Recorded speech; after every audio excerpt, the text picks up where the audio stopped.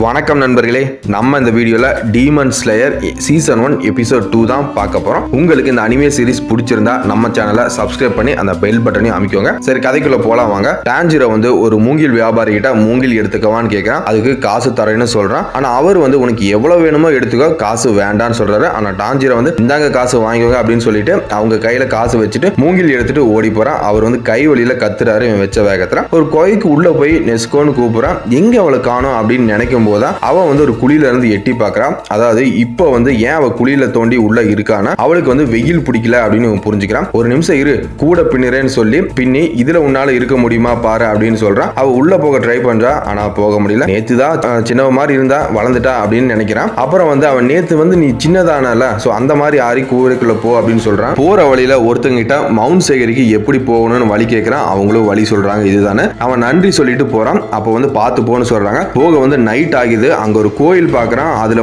வெளிச்சம் தெரியுது. யாரோ லைட்டை அணைக்காம போயிட்டாங்கன்னு சொல்லிட்டு இருக்கும்போது தான் அவனுக்கு ரத்த வாட அடிக்குது. யாருக்கோ காயமாயிடுச்சுன்னு சொல்லி அதை நோக்கி ஓடுறான். அங்க போய் கதவை திறந்து பார்க்கும்போது ஒரு டீமன் ஒரு பொண்ணை சாவடிச்சிட்டு இருக்கு. டீமன் சொல்லுது, இது என்னோட ஏரியா, இதுக்கு எனக்கு ஏதாவது தரணும் அப்படின்னு சொல்லுது. நெசுகோக்கு எச்சி ஊறிட்டு இருக்கதை பார்த்து டீமன் மறுபடியும் சொல்லுது, ஏதோ சரியில்லையே உங்ககிட்ட, ரெண்டு பேரும் மனுஷங்களான்னு கேட்டு அப்படின்னு கேட்கும் போது திடீர்னு அங்க இருக்கிற விளக்கு அணையுது. பார்த்தா டான்ஜிரோவை தூக்கிட்டு போயிருது. உடனே டான்ஜிரோ அவன் கோடாலையை வச்சு டீமனோட கழுத்துல வெச்சான். அது சிரிக்குது. இதெல்லாம் எனக்கு ஒன்றும் பண்ணாது, கொஞ்ச நேரத்தில் எனக்கு சரியாகிடும், பிளட்ல நின்று அப்படின்னு சொல்லுது. நெசுகோக்கோ எச்சி ஊறிட்டே இருக்குது. டான்ஜிரோ கழுத்தை பிடிச்சி உன் கழுத்தை உடைச்சிடுற அப்படின்னு சொல்லுது. உடனே எதிர்பார்க்காத சமயத்துல நெசுகோ டீமனோட தலையை எட்டி உதைக்கிறான். அதோட தலை தனியா போயிருது. டான்ஜிரோ பயந்துட்டே பாடியை தள்ளி விட்டு எந்திரிக்கிறான். நீ கொன்னுட்ட அப்படின்னு சொல்லிட்டு இருக்கும்போதே நெசுகோவை பார்த்து அந்த பாடி இவனை பிடிக்க வருது. உடனே நெசுகோ அந்த பாடியை மிதிச்சு தூரமா தள்ளி விட்டுறான். அந்த டீமனோட தலை நெசுகோவை பார்த்து மனுஷங்க கூட ஒன்னா சேர்ந்து என்ன பண்ற அப்படின்னு சொல்லுது. டீமனோட பாடி நெஸ்கோவை அடிக்குது. அதை பார்த்த என்ன பண்றானா டான்ஜிரோ தடுக்க அந்த கோடாலை எடுத்து வெட்ட போறான். ஆனா டீமனோட தலைக்கு கை முளைச்சு அந்த கோடாலையை கடிக்குது. அந்த பாடி நெஸ்கோவை கழுத்துல தூக்கி வீசி அது ஜம்ப் பண்ணி உள்ள போயிடுது. நான் எப்படியாச்சும் அவளுக்கு ஹெல்ப் பண்ணணும்னு யோசிக்கிறான். இவன் தலையை வச்சு அதோட தலையை முட்டுறான். இவன் அந்த டீமன் நினைக்குது, என்னடா இவன் தலை ரொம்பவே ஸ்ட்ராங்கா இருக்குன்னு நினைக்கிறதுக்குள்ள அந்த கோடாலையை வச்சு வீசுறான். அதோட தலை மரத்துல மாட்டிக்குது. ஒரு இடத்துல நெஸ்கோ அடிச்சுட்டு இருக்கிறத பார்த்துட்டு ஓடி போய் அந்த பாடியை ஒரு பெரிய பள்ளத்துக்குள்ள தடுக்கிறான். அதுக்குள்ள போய் அந்த நெஸ்கோ அவனை பிடிச்சிடறான். ஆனா அந்த பாடி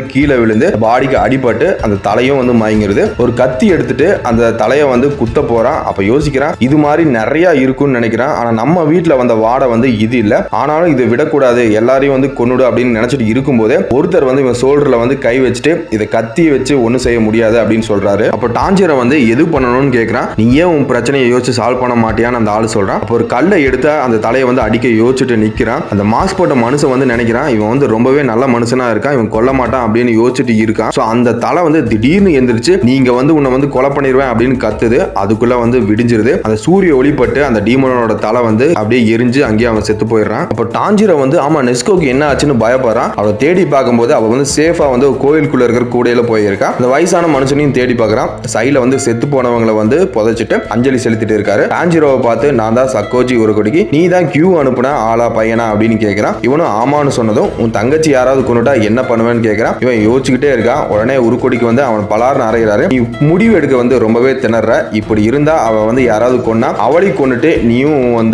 கத்தியை உன் வயிற்றுல சொருகி செத்துரு அப்படின்னு சொல்றாரு. இல்ல, இது மாதிரி என் தங்கச்சி கூட இருக்கும்போது நான் இதை நடக்க விட மாட்டேன், அவ ரொம்பவே அப்பாவி, இது நடக்காம நான் பாத்துக்கிறேன் அப்படின்னு சொல்றான். நான் உன்னை சோதிக்கணும், உன்னால டீமன் ஸ்லேயர்ல சேர தகுதி இருக்கா இல்லையான்னு, உன் தங்கச்சியை தூக்கிட்டு என்ன ஃபாலோ பண்ணிட்டு வா அப்படின்னு சொல்றாரு. அவர் ரொம்ப வேகமா ஓடுறாரு. ஆனா அவர் ஓடுறது சத்தமே இல்லாம ஓடுறாரு. இதை பார்த்துட்டு டான்ஜிரோ எப்படி யோசிச்சுட்டே ஓடிட்டே இருக்கான் பின்னாடி. டான்ஜிரோ நினைக்கிறான், இது கொஞ்சம் கஷ்டமா தான் இருக்கு நெஸ்கோ, கொஞ்சம் தாங்கிக்கோன்னு சொல்றான். பழச நினைச்சு பாக்குறான். அவ தங்கச்சி கிழிஞ்ச துணி இருந்தாலும் அதே தைச்சுதான் போடுவா. புது துணி வாங்கி தரேன்னு சொன்னாலும் வேணா, அந்த காசுக்கு தம்பி பாப்பாக்கு சாப்பாடு வாங்கி போடலாம்னு சொல்லுவான். அதெல்லாம் நினைச்சு ரொம்பவே ஃபீல் பண்ணி, உனக்கு எல்லாமே ப்ராப்ளம் எல்லாம் சரியானதுக்கு அப்புறம் புது துணி வாங்கி தருவேன் அப்படின்னு சொல்றான். சாயங்காலம் ஆகிறது. மூச்சு வாங்கிட்டு அந்த இடத்துக்கு வர்றாங்க. வந்துட்டு அவன் என்ன கேட்கறான்னா, டெஸ்ட் முடிஞ்சதா அப்படின்னு கேட்கறான். இல்ல, இனிமேல் தான் டெஸ்ட் ஸ்டார்ட் ஆக போகுது, இதுக்கப்புறம் நம்ம மலையேற போறோம் அப்படின்னு அந்த ஆள் சொல்றாரு. நெஸ்கோ வீட்டுல படுக்க வச்சுட்டு நீ இல்லாதப்போ நான் இவளை பாத்துவேன் அப்படின்னு சொல்றாரு. மலைக்கு நைட்டு கூட்டிட்டு போய் நீ என் வீட்டுக்கு வழி கண்டுபிடிச்சு வரணும், ஆனா